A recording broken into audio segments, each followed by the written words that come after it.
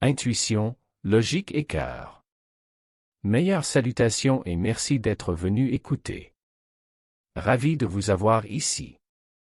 Ceci sera un sujet d'un grand intérêt, j'espère, pour des personnes aussi méticuleuses et désireuses de comprendre que moi. Souvent, lorsque nous voulons connaître la vérité sur quelque chose de spécifique, sur une situation, un lieu, un plan ou une personne, deux types de réactions principales se produisent. Tout d'abord, il y a ceux qui arrivent rapidement à une conclusion avec une certitude totale ou qui attendent poliment pendant un court laps de temps, seulement pour que leur patience s'épuise rapidement, et prennent la position confortable de supposer qu'ils ont déjà trouvé la réponse qu'ils cherchaient. Cela se produit pour plusieurs raisons, mais elles sont toujours liées à une réticence à affronter une situation inconfortable. L'une de ces raisons, et la plus évidente pour moi, est un manque clair de connaissance de la façon dont les choses fonctionnent, comment l'univers ou ce qu'ils appellent la réalité fonctionne. Et cette raison particulière se trouve plus couramment sur Terre, où les gens ont l'habitude de ne pas réfléchir plus loin, de croire que les choses tendent à être simples et avec des réponses claires, concises, concrètes, rapides et simples. Ainsi, l'esprit est entraîné à chercher des réponses qui satisferont rapidement le doute de la personne concernée, et si une réponse implique la compréhension d'autres choses plus complexes, le chercheur de la vérité en question devient impatient, fatigué et retire rapidement son attention de l'équation, arrivant à une conclusion beaucoup plus simple, qui est généralement accompagnée d'une position statique dans laquelle la personne n'aura pas à changer ses schémas mentaux, ses valeurs. Mais il y a aussi une autre raison très forte pour cette première réaction, et bien qu'elle soit étroitement liée, ce n'est pas exactement la même, car il se peut que la personne qui rejette rapidement les explications possibles, ou qui refuse d'enquêter et d'observer avec patience et effort, ne le fait pas à cause d'un faible niveau de conscience, mais pourrait être quelqu'un d'extrêmement sage et d'une pensée très complexe et élevée. Il peut arriver même aux plus sages des gens pour deux simples raisons, la peur et le déni. Cette peur ou ce déni peut provenir d'un profond épuisement, d'avoir affronté des situations dans le passé qui les ont poussés à la limite, ils ont trouvé un équilibre, et sortir de cet équilibre signifierait revenir à cet état d'alerte ou de survie, de douleur et de déception, qu'ils ne veulent jamais revivre. En passant, si vous pensez faire partie de ce groupe, vous aurez toujours la force de tout affronter, même vos pires cauchemars. Cela peut vous faire mal ou vous contrarier de rouvrir les yeux et de regarder de manière critique et éveillée, mais je vous promets que, avec le temps, vous penserez que cela en valait la peine. Ne prenez pas les choses pour acquises par confort, peur ou déni. Ouvrez vos yeux et vos oreilles, observez, écoutez, grandissez, et soyez assurés que vous vous en sortirez toujours et que ce sera toujours pour le mieux. Il y a quelques vidéos, j'ai dit que la vérité a toujours tendance à tomber d'elle-même en raison de sa grande force. Aujourd'hui, je rétracterai complètement ce concept ou le changerai pour celui-ci. La vérité a la force de tomber d'elle-même, pour ceux qui sont vraiment prêts à la trouver.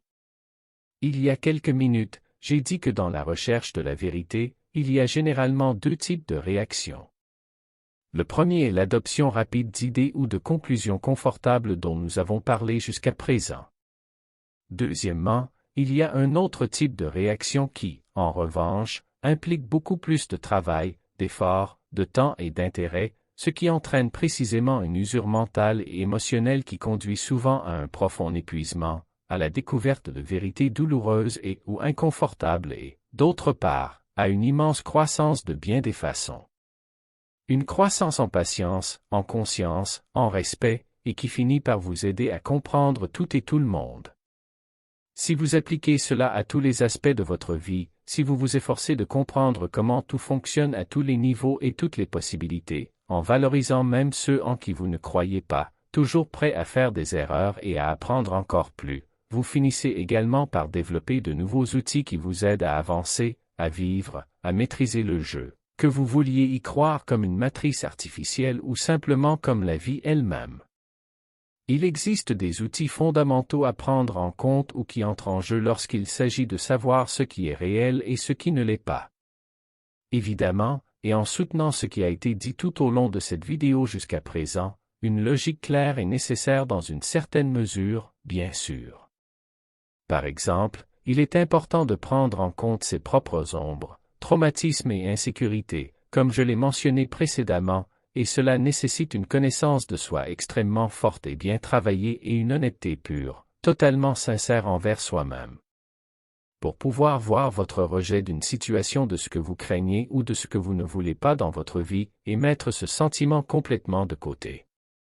Comme si vous étiez un observateur évaluant la situation de manière totalement impartiale.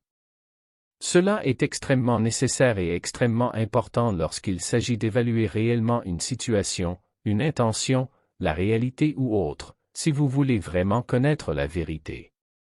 Parce que vous avez toujours la possibilité de vous enfermer dans votre bulle confortable et de vous convaincre que les choses sont d'une certaine manière. Mais rappelez-vous, ce à quoi vous résistez persiste. Cependant, en observant et en tirant des conclusions, ce n'est pas seulement la logique froide qui entre en jeu, même si cette logique est basée sur une compréhension de nombreux niveaux d'existence.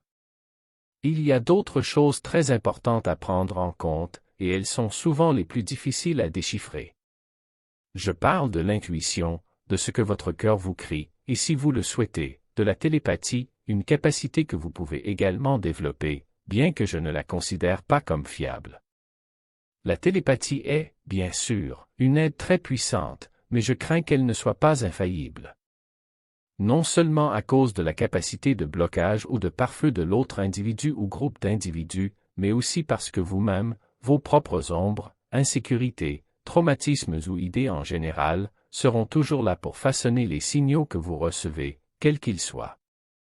Cela joue également un rôle ici. Et c'est à ce moment-là que ces signaux ne sont pas générés directement en vous, vous faisant voir des choses qui n'étaient pas vraiment là. Et cela présente un danger particulier, et est directement lié à ce dont j'ai récemment parlé dans ce canal. Vous ne voulez pas vous voiler la face, non. Mais il est également vrai que, selon la signification que vous avez tendance à donner aux situations, et surtout en faisant de telles déductions une habitude, comme Marie l'a récemment dit, une réalité commence à prendre forme, et de plus en plus de forme, jusqu'à devenir, de votre point de vue, une vérité solide, voire irréfutable dans une certaine mesure. Donc, ce que vous pourriez éventuellement recevoir soudainement, et que vous savez déjà localiser comme des idées qui ne viennent pas de vous, même si cela vient vraiment de vous dans une certaine mesure, vous pouvez le prendre en compte, car cela peut vous donner des informations précieuses. Mais je ne vous conseillerais pas de le prendre comme quelque chose d'indiscutable ou d'infaillible. Il en va de même pour l'intuition exactement. L'intuition fournit des informations très précieuses et ne doit pas être ignorée. Cependant, tout comme avec la télépathie, elle peut être influencée par vos propres idées sur la façon dont les choses devraient ou pourraient être, basées sur la réalité que vous connaissez déjà, l'expérience que vous portez en vous, et les traumatismes et insécurités que vous portez en vous. Le véritable potentiel des deux outils n'est atteint qu'en étant capable de localiser et de reconnaître ces idées, c'est-à-dire avec un haut niveau de connaissance de soi. Et derrière un haut niveau de connaissance de soi, il y a souvent un immense et difficile travail sur l'ombre, qui ne dépend que de soi-même. Être là-bas est un défi car vous n'en êtes probablement même pas conscient encore. Montrez votre puissance et votre courage. À quel point vous pouvez devenir sage et intelligent. Venez à la sagesse pour trouver votre équilibre parfait entre chacun de ces outils, et ne jamais taire ou ignorer ce que le cœur vous dit, car il connaît souvent la réponse mieux que quiconque. Cherchez la vérité, ou votre vérité, mais toujours avec respect, connaissance de soi, patience et un esprit ouvert pour continuer à comprendre de nouvelles perspectives et un univers infini autour de chaque chose ou chaque monde que vous osez explorer. Un gros câlin, et à la prochaine fois. Zaël.